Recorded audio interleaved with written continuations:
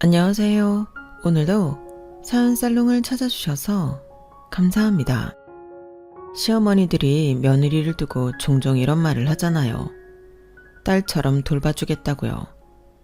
하지만 대부분의 며느리들은 이 말의 뜻을 잘 알잖아요. 딸처럼 아껴주겠다는 뜻이 아니라 딸처럼 부려먹겠다는 의미라는 걸요. 그런데 신기하게도 저희 시어머니는 이 말을 역으로 사용하시더라고요. 어떻게 하셨냐고요? 저희 부부가 신혼여행에서 돌아오고 몇 달 뒤 시어머니는 시누이와 함께 제 친정에 찾아가셨어요. 그리고는 저희 부모님께 이렇게 말씀하셨죠. 귀한 무남동녀를 저희 집에 며느리로 보내주셨으니 저도 답례를 해야겠죠? 제 딸을 막내딸이다 생각하시고 잘 좀 보살펴 주세요. 시어머니의 황당한 말에 저희 부모님은 물론 저희 부부도 지금 뭐 하자는 건가 싶었어요. 남의 둥지에 알을 낳아 탕날을 하는 뻐꾸기도 아니고 자기 딸을 사돈한테 맡긴다니 이게 말이 되는 소린가요? 그런데도 시어머니는 뻔뻔하게 시누이만 제 친정에 버려두고 도망치듯 고향으로 내려가 버리셨어요. 이 정도만 해도 세상에 이런 일이 나올 법한 일인데 얼마 전에는 시부모님이랑 시누이가 그보다 더 기가 막힌 일을 저질렀지 뭡니까? 사람이 콧구멍이 2개였으니 망정이지 안 그랬으면 정말 열불 터져서 숨 넘어갈 뻔했다니까요. 그럼 지금부터 저희 시부모님과 시누이의 만행을 전해드리겠습니다. 제가 남편과 처음 만난 건 대학교 1학년 때였어요. 같은 학교는 아니고 카페테리아에서 아르바이트를 하다가 만나게 되었어요. 저는 주말 타임이라서 평일에 일하는 남편과는 만날 일이 없었는데 2학기가 되면 남편 수강 요일이 바뀌면서 주말로 옮겨오게 된 거예요. 평일은 강의 끝나고 5시부터 10시까지 근무지만 주말은 아침 10시부터 밤 10시까지 풀로 이틀을 일해야 하거든요. 그러니 하루 종일 남편과 저는 붙어있게 되었고 그러다 서로 호감을 갖게 된 거예요. 아르바이트가 없는 평일에 만나서 영화를 보거나 같이 놀기도 하고 대학 축제 때도 같이 어울려 놀기도 했어요. 하지만 딱히 사귀기로 한 건 아니었어요. 아무래도 남편이 군입대를 앞두고 있어서 당장 사귀기 애매했거든요. 예상대로 남편은 1학년을 마치고 군입대를 했고 남편이 일하던 아르바이트 자리에는 다른 사람이 들어오게 됐어요. 그런데 든 자리는 몰라도 난 자리는 티가 난다고 하더니 남편의 빈자리가 너무 크게 느껴지지 뭐예요. 새로운 알바생은 군 제대를 한 복학생 오빠였는데 사장님이 계실 때는 혼자 일을 다 하는 것처럼 굴다가도 사장님만 안 계시면 저한테 모든 일을 떠미는 거예요. 심지어 마감을 하고 바닥 청소를 할 때도 자기는 행주로 테이블을 닦고 저한테 대걸레질을 떠넘겼다니까요. 아니, 똑같은 시급을 받고 일을 하는데 자기는 쉽고 편한 일만 하고 저는 힘쓰고 티 안 나는 일을 하는 게 말이 되나요?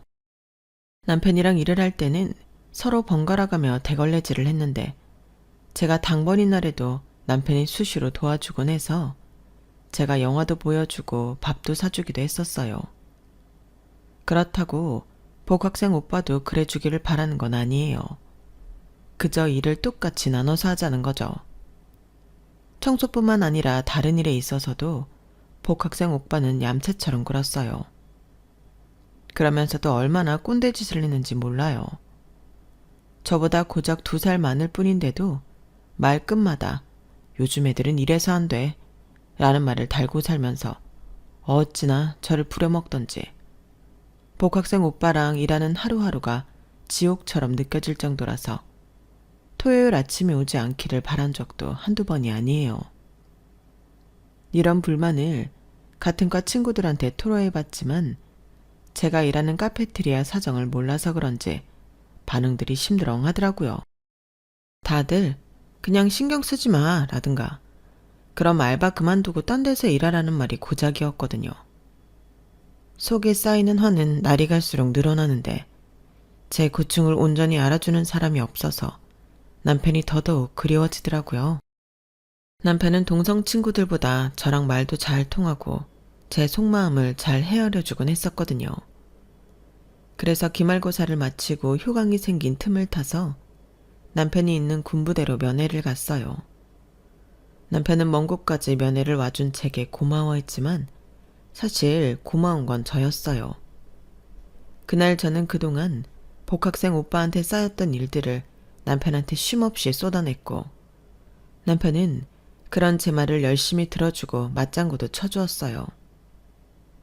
같이 1시간이 넘도록 수다를 떨고 나니 그제야 10년 묵은 체증이 쑥 내려가는 것처럼 속이 시원하더라고요. 그날을 시작으로 저는 시간이 될 때마다 남편한테 면회를 갔고 남편네 내부반 사람들은 제가 남편 여자친구인 줄 아는 사람도 있을 정도였어요. 면회를 가면서 느낀 건데 남편과 잘 맞다는 거였어요. 초등학생 때부터 사귄 동성 친구들보다도 남편이 훨씬 더 편하고 대화가 잘 통했거든요. 그래서 남편이 상병을 달던 때 제가 먼저 고백해서 사귀게 되었어요. 남들은 군에 간 남자친구 버리고 고무신을 거꾸로 신는다는데 저는 군대까지 찾아가 제 손으로 고무신을 신은 셈이었어요. 그래도 그날 일을 한 번도 후회한 적이 없을 정도로 제가 남자 하나는 잘 골랐다고 자부해요. 남편한테는 9살 어린 여동생이 하나 있었는데 나이 차이가 많이 나서 그런지 남편이 무척 챙기곤 했어요. 군입대 전에 아르바이트를 할 때도 여동생과 살갑게 통화하는 모습을 종종 보곤 했거든요. 군에 있을 때도 얼마 안 되는 군인 월급을 모아서 여동생 생일 선물까지 사주곤 했어요. 본가가 지방이라서 동생을 자주 볼 수 없기 때문에 그리움이 더한 것 같았어요. 그런데 알고 보니 여동생과 애틋한 이유가 있더라고요. 부모님이 일찍 이혼을 하셔서 내 동생은 아빠 정을 모르고 자랐다고요. 그래도 나는 자전거 타는 법도 아빠한테 배우고 공원에서 캐치볼도 자주 했는데 동생한테는 아빠랑 했던 추억이 하나도 없으니까 너무 불쌍하잖아. 아빠와의 추억은 만들어줄 수 없지만 그 외의 부분은 내가 대신 채워주고 싶어. 남편의 그런 마음을 알기 때문에 남편과 사귀는 동안 시누이를 놀이동산이나 워터파크에 데리고 가서 함께 놀아주곤 했어요. 남편과 20살에 만나 30살에 결혼을 하기까지 장작 10여 년을 겉에서 지켜봐서 그런지 저랑 시누이 사이가 꽤 친한 편이었어요. 올케와 시누이라기보다는 자매 같은 느낌이었죠. 저희가 결혼을 하겠다고 했을 때 제일 반겼던 사람도 시누이였어요. 그래서 이후에 벌어진 일에 대해 더 광분했는지도 모르겠네요. 저희 부부가 결혼하기 1년 전 시어머니께서 재혼을 하셨어요. 오랜 세월 남편 없이 여자 혼자 몸으로 남매를 키우느라 고생하셨으니 이제라도 좋은 짝 만나신 건 축하드릴 일이지만 제 남편은 그리 반기지 않았어요. 아니, 오히려 그 결혼을 반대하고 나섰어요. 자기야, 어머님이 좋다고 하시는데 왜 그렇게 반대를 해? 자기는 결혼하면 그만이지만 어머님은 앞으로도 혼자 사셔야 하는데 불쌍하지도 않아? 옆에서 보기 답답해서 제가 나서서 남편을 설득했어요. 그런데 제가 이 정도 말을 하면 평소에는 제 말을 들어주곤 했던 남편이 이번에는 꿈쩍도 하지 않더라고요. 그런 남편의 반응에 저도 슬슬 서운해지려는 차에 남편이 무겁게 입을 뗐어요. 그 사람 말이야, 엄마가 재혼하겠다는 남자. 실은 우리 부모님이 이혼한 게 바로 그 사람 때문이야. 엄마가 아빠랑 결혼하기 전에 사귀던 사람인데 각자 다른 사람과 결혼을 한 후에도 자주 연락하고 만나왔던가 봐. 아빠가 그걸 알고 이혼을 요구했던 거고. 남편을 통해 들은 얘기는 꽤나 충격적이었어요. 이번에 두 분이 재혼을 하게 된 건 남자분 아내가 올해 초에 세상을 떠났기 때문이라고 했어요. 아내가 죽자마자 기다렸다는 듯 옛 애인과 재혼을 하겠다고 나선 거였죠. 순딩이 남편이 그렇게 반대를 했을 때는 그럴 만한 이유가 있었을 텐데 왜 진작 그 이유를 묻지 않았던 건지. 진작 알았으면 시어머니 재혼 문제로 남편을 설득하는 바보짓은 안 했을 텐데 정말 후회가 되더라고요. 아들의 반대도 무릅쓰고 시어머니는 결국 재혼을 하셨어요. 그런데 이번에는 결혼식을 하느냐 마느냐를 두고 모자가 대립각을 세우게 됐지 뭐예요. 누구는 돈이 남아서 결혼식을 하겠다는 건 줄 알아? 사람들 앞에서 당당하게 결혼식을 올려야 다들 인정을 할 테니 굳이 식을 올리겠다는 거 아니니? 20년 가까이 니들만 보고 살아온 내가 이 정도 요구도 못해?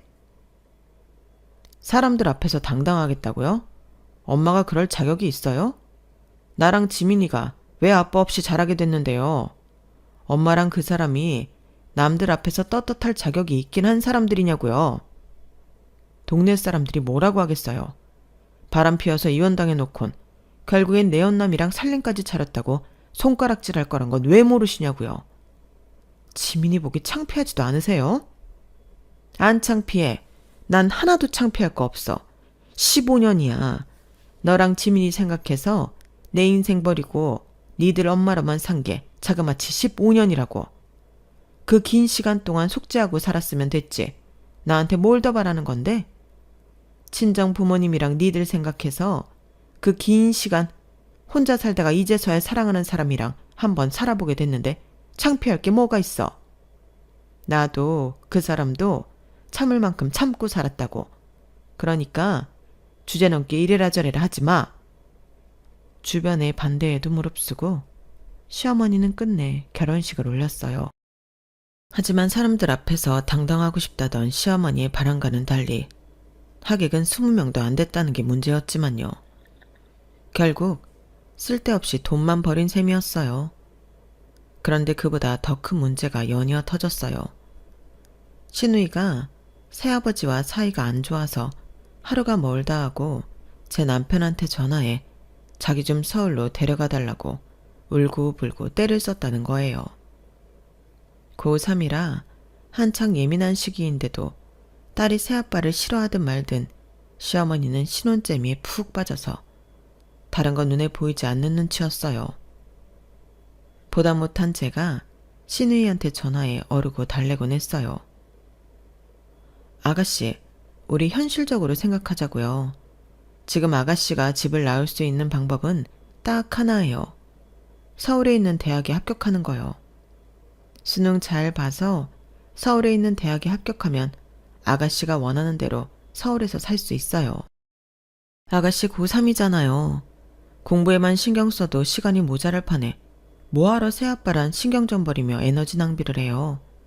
지금은 아가씨 미래만 생각하세요. 그게 최선이에요. 시누이는 자기 성적에 서울에 있는 대학을 어떻게 들어가냐며 되려 화를 냈어요. 시누이의 짜증에 얘기가 자꾸 도돌이표를 타니까 저도 슬슬 짜증이 나더라고요. 그럼 어쩌자는 거예요? 스스로 노력도 않고 징징대기만 하면 일이 해결된대요. 4년제가 어려우면 전문대라도 들어가세요. 그 정도도 못하겠으면 별 수 없는 거죠. 시누이한테 너무 심하게 말한 게 아니냐고 하실지 모르겠지만 절대 그렇지 않아요. 그동안 어리다고 남편도 저도 오냐오냐 해줬더니 점점 더 때만 늘어서는 툭 하면 자기 오빠한테 전화해 짜증을 부려대더라고요. 한번 이렇게 해두지 않으면 앞으로도 계속 그럴 것 같아서 이번에 제대로 버릇을 고쳐놔야겠다고 생각해서 했던 거예요. 늘 우는 얼굴로 해달라는 건 다 해주던 올케가 이빠른 소리를 해서 그랬는지 시누이도 한동안은 잠잠했어요. 이듬해 봄 시누이는 4년제는 물론 전문대까지 죄다 떨어져서 서울행은 날아가고 말았어요. 시누이가 저 몰래 남편한테 전화해 신혼집에서 자기도 같이 살면 안 되냐고 했던 모양인데 남편이 그건 안 된다고 딱 잘라 말했던가 봐요. 그 여파로 시누이는 제 남편한테 냉랭하게 굴기 시작했어요. 그해 4월 말, 드디어 저희 부부는 식을 올렸어요. 부모님께서는 무남동녀인 저를 시집 보내게 돼서 무척 아쉬워하셨어요. 결혼이야 천천히 하면 되지 왜 그렇게 서두르냐고 타박을 하실 정도로요. 엄마, 나 30이야. 허니문 베이비 만들어도 애가 대학 갈 때면 우리 둘 다 쉰이라고. 엄마도 그랬잖아. 젊을 때 애 낳아야지. 나이 들어 애 키우는 거 너무 힘들다고. 그러니까 너무 서운해하지 마. 우리가 자주 오면 되잖아. 기집애. 어릴 땐 평생 결혼 안 하고 엄마 아빠랑 살 거라고 그러더니 이 사람이 언제까지 딸 자식 끌어안고 살려는 거야. 다 컸으면 짝 찾아 보내야지. 그나저나 정서방, 우리 햄이 잘 부탁하네. 우리 애가 나이를 30이나 먹었지만 자네도 알다시피 아직도 철이 없잖나. 자네가 너른 마음으로 이해해주고 아껴주게. 우리가 바라는 건 그거 하나야. 아빠는 말은 이렇게 하셨지만 신혼여행지에서 엄마랑 통화해보니 제가 결혼식을 올린 그날부터 아빠가 어깨도 축 처지고 시무룩해지셨다고 그러더라고요.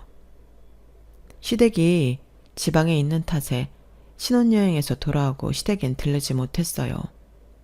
어머님이 나중에 오라고 그러셨거든요. 당장 그달은 결혼식 때문에 장기 휴가도 낸 탓에 따로 월차도 낼 수 없어서 다음 달에 찾아뵙기로 했어요. 그런데 다음 달이 되니 어머님이 또 오지 말라고 그러시지 뭐예요. 직장 다니는 애들이 무슨 시간이 있다고 이 먼 데까지 왔다 가니? 그럴 거 없어. 내가 서울로 올라가마. 솔직히 그 말에 조금 감동했어요. 결혼 전에 어머님을 뵀을 땐 좀 깍쟁이 같다고 느꼈었는데 제가 오해한 게 아닌가 싶더라고요. 그런데 역시나 첫 인상이 틀리진 않았더라고요. 저는 어머님이 주말에 오실 줄 알았는데 뜬금없이 평일에 올라오신 거예요. 그것도 저희 집으로 오신 게 아니라 제 친정으로 말이죠. 퇴근 시간이 다 돼가서 업무 마감을 하고 있는데 엄마가 전화를 했더라고요. 뭐? 시어머니가 거기로 가셨다고? 아니, 왜? 전화로 말하긴 좀 그렇고 아무튼 퇴근하거든 정서방이랑 같이 좀 와. 전화를 끊고 남편한테 전화해 어머님이 내 친정으로 가셨다는 말을 했더니 한숨을 푹 쉬더라고요. 앞으로 어떤 일이 벌어질지 대충 눈치를 챈 모양이었어요. 혹시 우리 엄마가 돈 부탁 같은 거 했다고 안 그러셔? 돈? 그런 말은 없던데. 왜? 어머님이 돈 필요하시대? 아니, 얼마 전에 전화를 하셔선 지민이가 재수학원을 보내달라고 그런다더라고. 그러시면서 나보고 비용 좀 대주라는데 우리가 그럴 형편이 안 되잖아. 그래서 거절했거든. 에이, 설마. 그런다고 어머님이 우리 부모님한테 가서 돈 빌려달라는 말씀을 하셨겠어? 자식보다 불편한 사돈한테? 말도 안 되지. 그래. 그렇다면 다행인데 왜 난 자꾸 걱정이 되냐. 남편한테 걱정도 팔자라고 놀려주고는 전화를 끊었어요.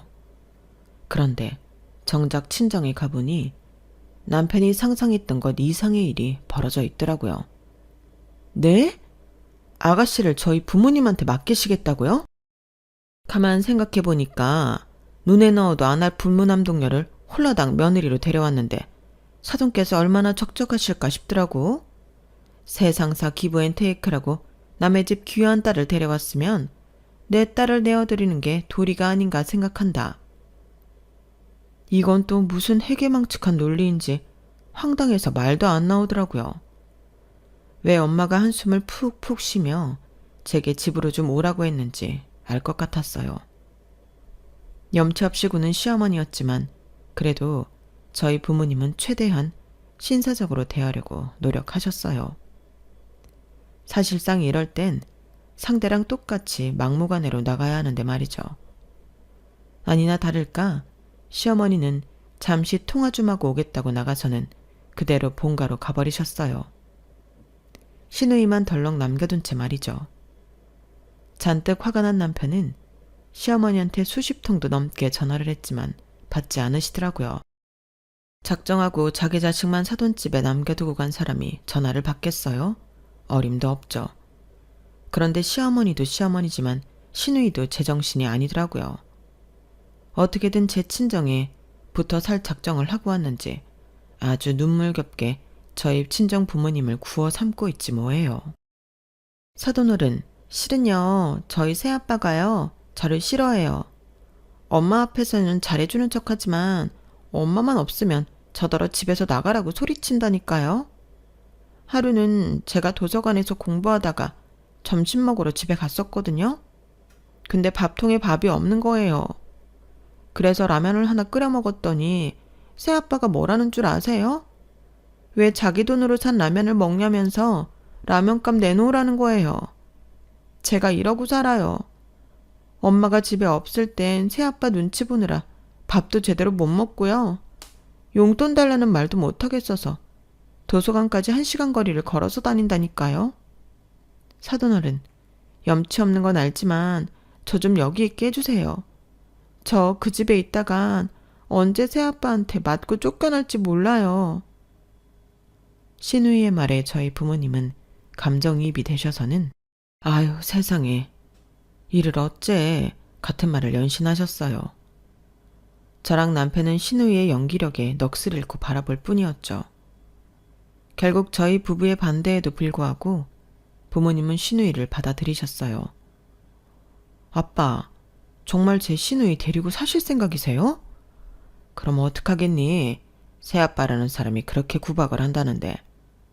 나도 어릴 때 계모 밑에서 구박받고 살아서 그런가 새아빠 밑에서 가슴 졸이고 사는 네 시누이 심정을 알 것 같구나.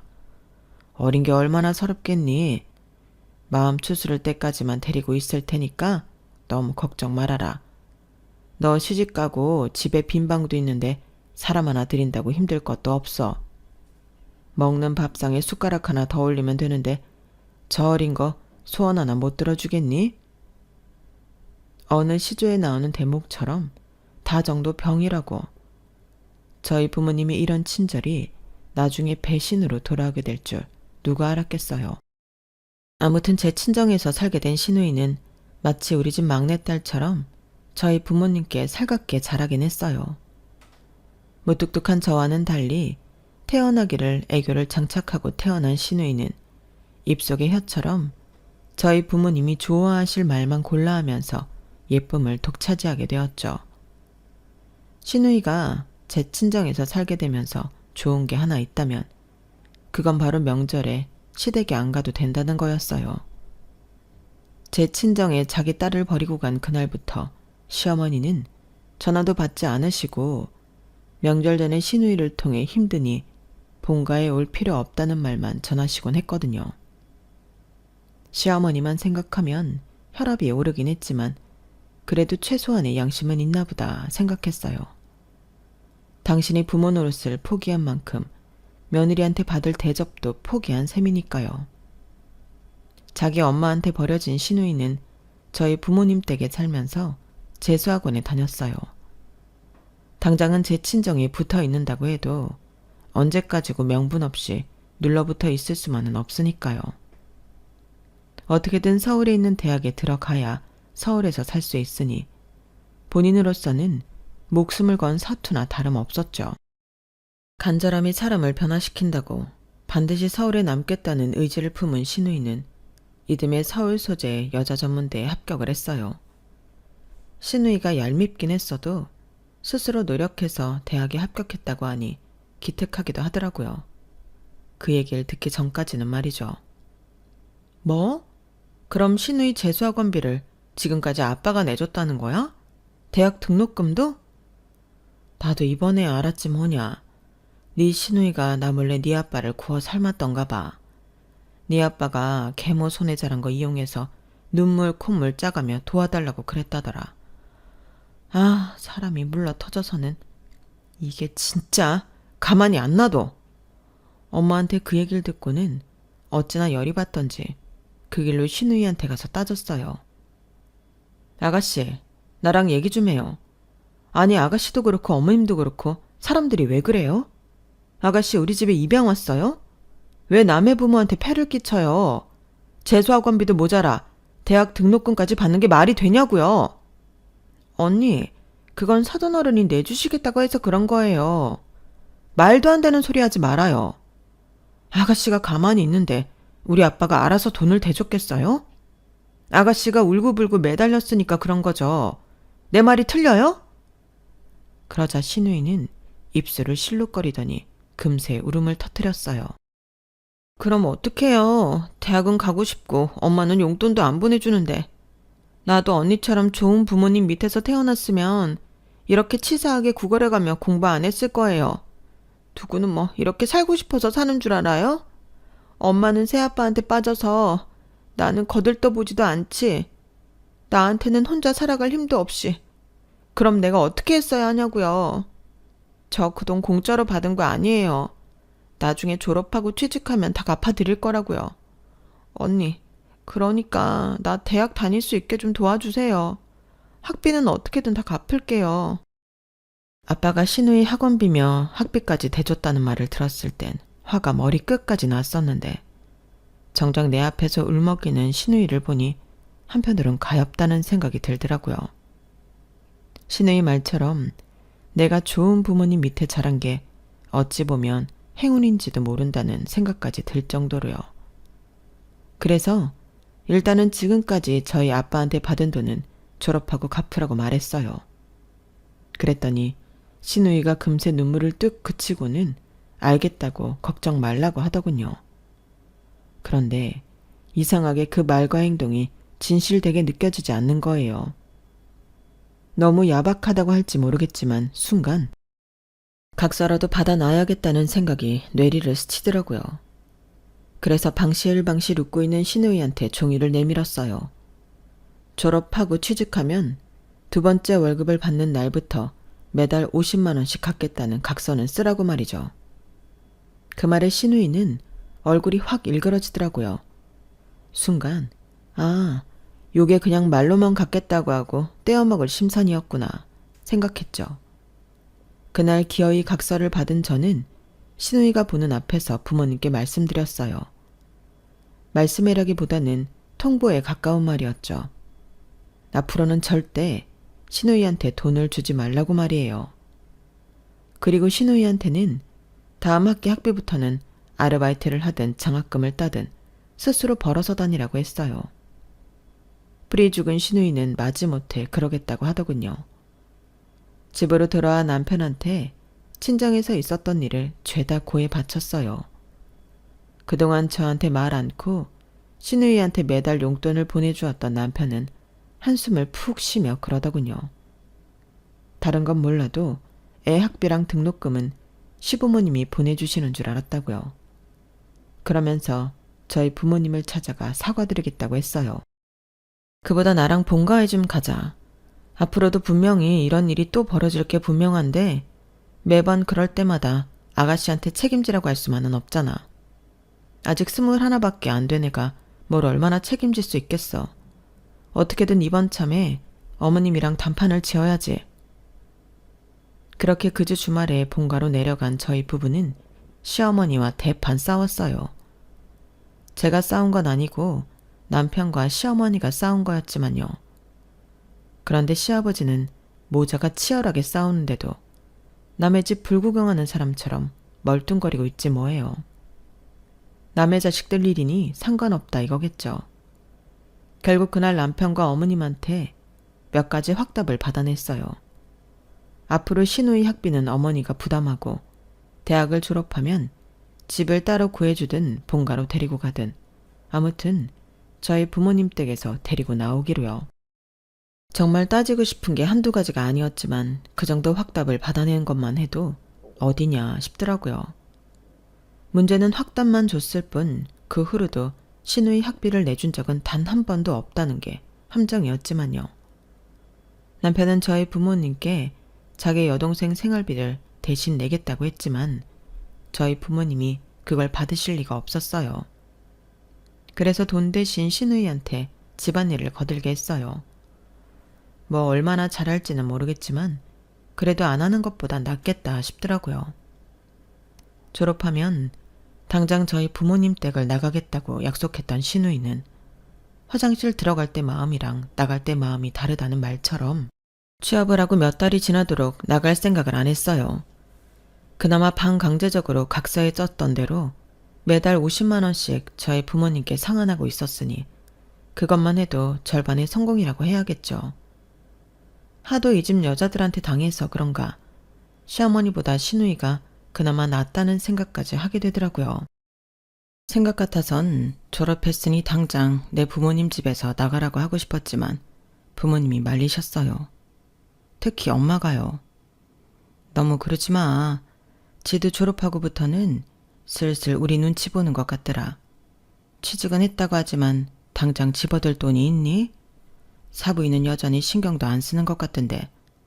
사람이 비빌 구석이 있어야 살아나가지. 너도 이제 애엄마 아니니? 네 자식 잘 되길 바란다면 남의 자식한테 그리 모질게 굴면 안 되는 법이야. 몇 년 전 딸을 출산한 저는 엄마의 그 말에 마음이 흔들렸어요. 내 자식이 그런 상황이라면 내 마음은 어땠을까 생각하니까 모질게 먹었던 마음이 사르르 녹아버리더라고요. 그래서 시누이한테 눈치 보지 말고 있고 싶을 때까지 더 있으라고 말해주었어요.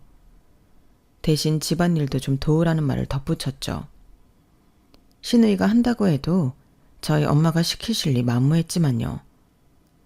그렇게 시누이는 7년을 저희 부모님 댁에서 살았어요. 그리고 얼마 전에 결혼할 상대가 생겼다고 둘이서 저희 집에 찾아왔더라고요. 처음 봤을 때 초등학생이던 여자아이가 어느새 결혼할 나이가 되다니 세월 참 빠르다는 생각이 들었어요. 저희 부모님은 마치 막내딸을 시집보내는 기분이라고 하시더군요. 그래서 결혼 선물로 TV를 해줄까 냉장고를 해줄까 하시더라고요. 그런데 이런 마음에 똥물을 끼얹는 일이 일어났지 뭐예요. 시누이 상견례 날이었어요.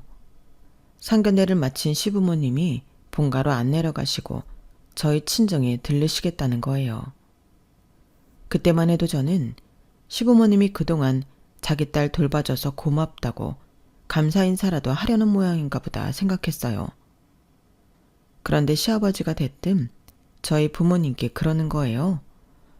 아이고, 딸 자식 맡겨놓고 이제야 인사드립니다. 그동안 잘 지내셨죠? 제가 오늘 이렇게 찾아온 이유는 다름이 아니라 사돈한테 할 말이 있어서 왔습니다. 저희 부모님도 감사 인사라도 하려나 하는 표정이더라고요. 그런데 웬걸? 그동안 제 딸아이 덕분에 적적하지 않게 지내셨는데 이렇게 시집을 간다고 하니까 막내딸 시집 보내는 기분이시죠? 하, 그러게요. 앞으로 적적할 것 같습니다. 그래서 말인데요. 딸처럼 데리고 사셨으니 그에 대한 책임도 지셔야 하는 거 아닙니까? 많은 걸 바라는 건 아닙니다. 딱 부모가 딸아이 시집 보낼 때 해주는 만큼만 해주시면 됩니다. 살 집은 사이가 준비한다고 하니까 가전제품이랑 가구 정도만 해주시면 되겠네요. 그러자 옆에 있던 시누이가 끼어들었어요. 기왕이면 신혼여행도요. 저희가 유럽으로 가고 싶은데 너무 비싸서 결정을 못하고 있거든요. 직장 때문에 길게는 못 가고 7박 8일 정도면 된 것 같아요. 아니 뭐 이런 염치에 밥 말아먹은 인간들이 있는 거죠? 저를 비롯해 남편과 저희 부모님은 잘못 들은 게 아닌가 싶은지 눈만 꿈뻑대고 있었어요. 그러다 정신이 반짝 든 남편이 벼락같이 소리를 쳤어요. 지금 뭐 하자는 겁니까? 누구 보고 뭘 해달라고요? 제정신이에요? 지민이 너도 미친 거 아니냐고. 그동안 당신 대신 자기 친딸을 키워줬으면 고맙다고 인사는 못할 망정 뭐요? 혼수를 해줘요? 어디서 이런 개소리를 하는 겁니까? 하, 참. 당신이 그러고도 지민이 친부라고 할 수 있냐고요? 뜻밖의 남편의 아우팅에 그 자리에 있던 사람들이 입을 모두 떡 벌어졌어요. 특히 시누이는 금방이라도 눈알이 밖으로 튀어나올 것처럼 놀라더라고요. 오빠, 지금 그게 무슨 소리야? 새아빠가 내 친부라니. 그게 무슨 소리냐고. 그제야 자신이 무슨 말을 했는지 자각한 남편은 아차하는 표정이 됐어요. 하지만 이내 표정을 고치고는 작정한 듯 말을 이어갔어요. 말한 대로야. 너 저 사람 친딸이라고. 내가 우리 아빠 만나서 확인까지 했어. 그때까지 아무 말도 않고 앉아있던 시어머니는 그 말에 정색을 하셨어요. 말도 안 되는 소리. 네 아빠가 뭘 한다 그래? 그 인간 이젠 지 딸도 남의 딸로 둔갑시키네? 지민아, 너 네 오빠 말 듣지 마. 다 거짓말이야. 그러자 시아버지도 나서서 신우이한테 변명을 해댔어요. 그래, 네 엄마 말이 맞다. 내가 어떻게 네 친부가 될 수 있겠니? 너도 알잖니?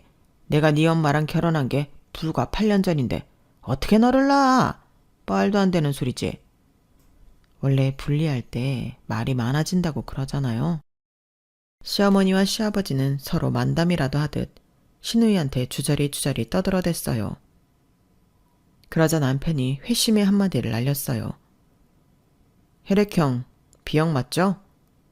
그 말에 시아버지는 입술을 부르르 떨고는 배째라는 식으로 나왔어요.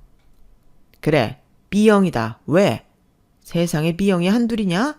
친부도 B형이잖아. 아니요, 저희 아빠 O형이에요. B형인 줄 알고 사시다가 지민이 태어나고 몇 달 뒤 교통사고로 병원에 실려가셨다가 거기서 O형인 걸 아셨대요. 아빠는 그때 지민이가 자신의 친딸이 아니라는 걸 아셨어요. 엄마가 A형, 나도 A형. 그런데 지민이는 B형이니까. 아니나 다를까 흥신소에 뒷조사를 했더니 엄마가 결혼한 이후로도 당신이랑 몰래 만나고 있다고 하더래요. 그래서 이혼을 결심하신 거고요. 내 말을 못 믿겠다면 지금이라도 유전자 검사할까요? 누가 거짓말을 하는지. 남편은 결혼을 앞두고 업체에 의뢰해 친부를 찾았고 그때 모든 사실을 전해드릴 수 있었대요.